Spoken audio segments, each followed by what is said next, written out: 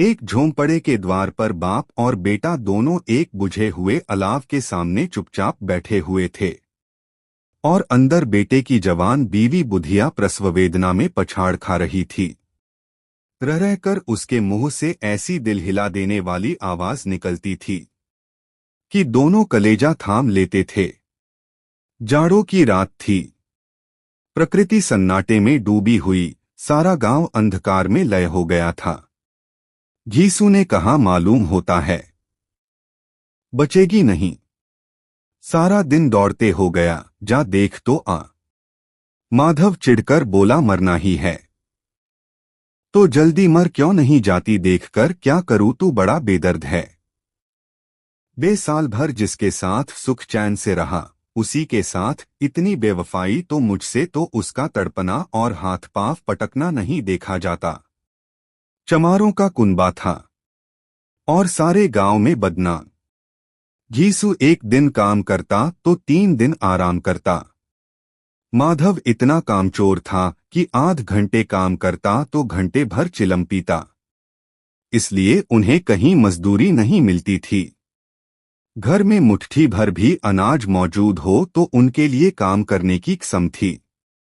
जब 2-4 फाके हो जाते तो घीसू पेड़ पर चढ़कर लकड़ियां तोड़ लाता और माधव बाजार से बेच लाता, और जब तक वह पैसे रहते दोनों इधर उधर मारे मारे फिरते। गांव में काम की कमी न थी। किसानों का गांव था। मेहनती आदमी के लिए 50 काम थे।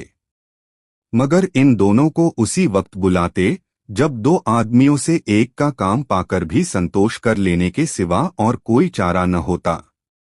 अगर दोनों साधु होते तो उन्हें संतोष और धैर्य के लिए संयम और नियम की बिल्कुल जरूरत न होती। यह तो इनकी प्रकृति थी। विचित्र जीवन था इनका। घर में मिट्टी के 2-4 बर्तन के सिवा कोई संपत्ति नहीं। फटे चीथड़ों से अपनी नग्नता को ढाके हुए जिए जाते थे। संसार की चिंताओं से मुक्त कृस से लदे हुए। गालियां भी खाते, मार भी खाते, मगर कोई गम नहीं। दीन इतने की वसूली की बिल्कुल आशा न रहने पर भी लोग इन्हें कुछ न कुछ कर्ज दे देते थे। मटर आलू की फसल में दूसरों के खेतों से मटर या आलू उखाड़ लाते और भून भान कर खा लेते, या 10-5 ऊख उखाड़ लाते और रात को चूसते। घीसू ने इसी आकाशवृत्ति से 60 साल की उम्र काट दी और माधव भी सपूत बेटे की तरह बाप ही के पदचिह्नों पर चल रहा था, बल्कि उसका नाम और भी उजागर कर रहा था। इस वक्त भी दोनों अलाव के सामने बैठकर आलू भून रहे थे, जो कि किसी खेत से खोद लाए थे। घीसू की स्त्री का तो बहुत दिन हुए देहांत हो गया था। माधव का ब्याह पिछले साल हुआ था। जब से यह औरत आई थी, उसने इस खानदान में व्यवस्था की नींव डाली थी और इन दोनों बेगैरतों का दोस्त भरती रहती थी। जब से वह आई, यह दोनों और भी आलसी और आरामतलब हो गए थे, बल्कि कुछ अकड़ने भी लगे थे। कोई कार्य करने को बुलाता तो निर्ब्याज भाव से दुगुनी मजदूरी मांगते।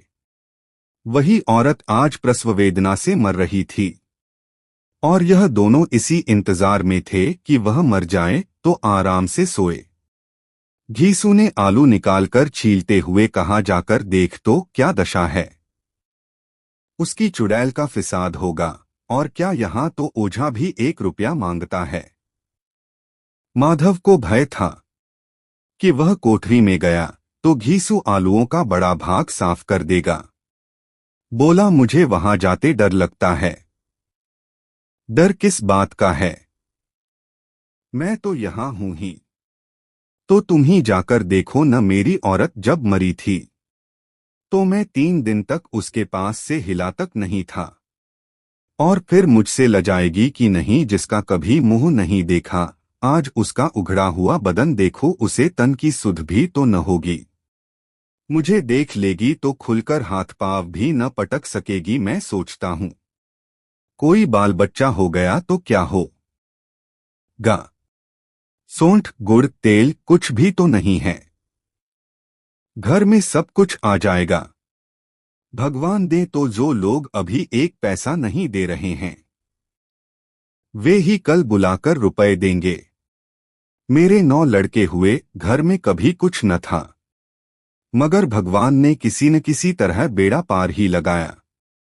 जिस समाज में रात दिन मेहनत करने वालों की हालत उनकी हालत से कुछ बहुत अच्छी न थी, और किसानों के मुकाबले में वे लोग जो किसानों की दुर्बलताओं से लाभ उठाना जानते थे कहीं ज्यादा संपन्न थे, वहां इस तरह की मनोवृत्ति का पैदा हो जाना कोई अचरज की बात न थी। हम तो कहेंगे यीशु किसानों से कहीं ज्यादा विचारवान था, और किसानों के विचार शून्य समूह में शामिल होने के बदले बैठकबाजों की कुत्सित मंडली में जा मिला था। हाँ, उसमें यह शक्ति न थी कि बैठकबाजों के नियम और नीति का पालन करता।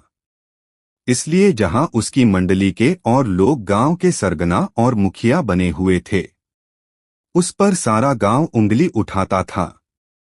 फिर भी उसे यह तस्कीन तो थी ही कि अगर वह फटेहाल है तो कम से कम उसे किसानों की सी जीतोड़ मेहनत तो नहीं करनी पड़ती, और उसकी सरलता और निरीहता से दूसरे लोग बेजा फायदा तो नहीं उठाते। दोनों आलू निकाल निकाल कर जलते जलते खाने लगे।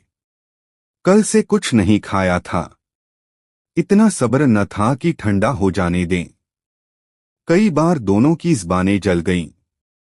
छिल जाने पर आलू का बाहरी हिस्सा ज़बान, हलक और तालू को जला देता था, और उस अंगारे को मुंह में रखने से ज्यादा खैरियत इसी में थी कि वह अंदर पहुंच जाए।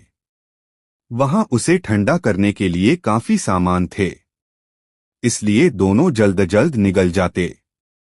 हालांकि इस कोशिश में उनकी आंखों से आंसू निकल आते। घीसू को उस वक्त ठाकुर की बारात याद आई जिसमें 20 साल पहले वह गया था।